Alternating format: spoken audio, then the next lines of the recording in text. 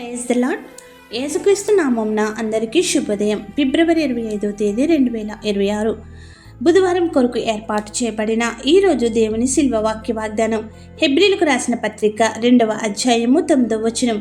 యేసు మరణమును పొందినందున మహిమా ప్రభావములతో కిరీటము ధరించిన వానిగా ఆయనను చూచుచున్నాము. ఆమేన్. మన ఆత్మీయ జనకుడు ఎం దేవదాసయ్య గారి యొక్క బోధనలను శిల్వ విలువ ధ్యాన కొలువ అనే పుస్తకంలో పెద్దలు ప్రచురించి ఉన్నారు.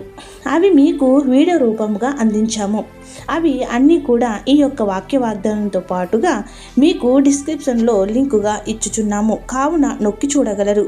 ఈ 40 రోజులు కూడా శిల్వ వాక్య ప్రసంగాలను విని బలపడదాము, దీవించబడదాము. కావలసినవి దేవాది దేవుడు మనకు అనుగ్రహించునుగాక. ఆమేన్. ప్రియమైన దేవుని జనాంగమా, యేసుక్రీస్తు మన పాపములను క్షమించడానికి తాను మరణమును అప్పగించుకొనెను. సైనికులు ప్రధాన యాజకులు వేసిన శిలువకు తన రక్తము చిందించి స్వస్థపరచువాడై ఉన్నాడు.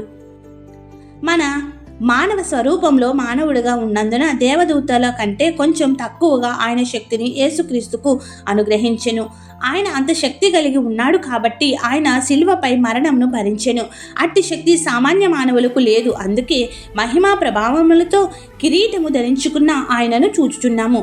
ఆ విధంగా చూచుచున్న మనం శ్రమ నుండి విడుదల చేసుకుందాము. ముండ్ల కిరీటం ధరించి మన శ్రమల నుండి విడుదల చేయుటకు ఆయన ముండ్ల కిరీటం ధరించెను. మనల్ని తన రక్తమిచ్చి నిత్య జీవ కిరీటమును ధరింప చేయుటకు ఆయన సిద్ధంగా ఉన్నారు. కావున శిలువ శ్రమల ధ్యానములలో ఆయన శ్రమలలో మన శ్రమలను కొట్టివేసుకున్నట్టుకు ధ్యానించగలిగితే ఆయన చేసిన త్యాగమునకు సార్థకత ఉంటుంది. కావున శ్రమలలో విజయం పొందుటకు ఆయన మీద భారం వేద్దాం. శ్రమ దింపుకుందాము, ఆశీర్వాదాలు పొందుకుందాం. ప్రార్థన.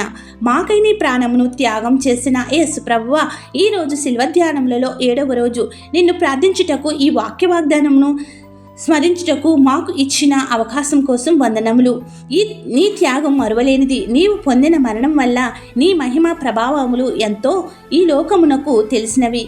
నీవు ధరించిన ఆ కిరీటము మాకు కనబడకుండా చేయు దుష్టశక్తులను తరిమి కొట్టేందుకు మహిమా స్వరూపములతో మేము చూడగలిగేటట్టు నీ నేత్రములను నీ పరిశుద్ధాత్మ శక్తితో నింపినందుకు వందనములు.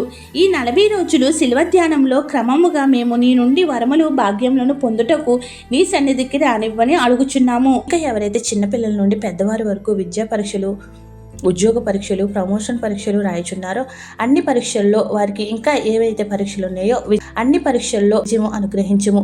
విదేశాల్లో ఉన్న నీ ప్రియ బిడ్డలందరిపై ఏ శోధన ఎదుర్కోకుండా నీవే వారికి రక్షణగా వేడుకొనుచున్నాము. నేడు పెళ్లి రోజులు, పుట్టినరోజులు, ఇతర శుభకార్యములు చేసుకుంటున్న నీ ప్రియ బిడ్డలపై నిండుగా దీవెనల వర్షం కుమరించుము. ఎవరైతే బాధలలో, శ్రమలలో, కష్టములలో, ఇబ్బందులలో, నష్టములలో, అప్పులలో, దుఃఖములో, అనారోగ్యములతో ఉన్నారో వారికి నీ ఆదరణ ఇచ్చి గొప్ప స్వాంతన చేకూర్చి ఆదుకొనుము. ప్రార్థన వినుచున్న ప్రతి నీ బిడ్డలకు అన్నింట విజయం ఇచ్చి సాక్షులుగా నిలవబెట్టుము. ఈ ప్రార్థనలో పాల్గొన్న ప్రతి బిడ్డ యొక్క మనవిని ఆలకించి వారి సమస్యల నుండి ఉపశమనము కలిగించి దీవెనలు కుమ్మరించమని వేడుకొనుచున్నాము. ఈ పరిచర్య చేయుచున్న మాపై నీ ఆశీర్వాదములను, తలాంతులను, భాగ్యములు, స్వస్థతలు, గర్భఫలములు పెంచమని వేడుకుంటూ ఏ అంశం మరచితమో విడిచితమో అవన్నీ నీకే సమర్పిస్తూ తండ్రి, కుమార, పరిశుద్ధాత్మ శిల్వనాథుడైన యేసుక్రీస్తు యొక్క త్యాగము ద్వారా శాప విమోచనము కలిగి మనము ఆ దీవెనలను నిరంతరము నిలుపుకోగల శక్తిని మనెల్లరికూ అనుగ్రహించునుగాక. ఆమేన్. ఇట్లా దేవుని సువార్త పరిచర్యలో మీ సహోదరి. ఆమేన్. God bless you. అందరికీ మరణాత.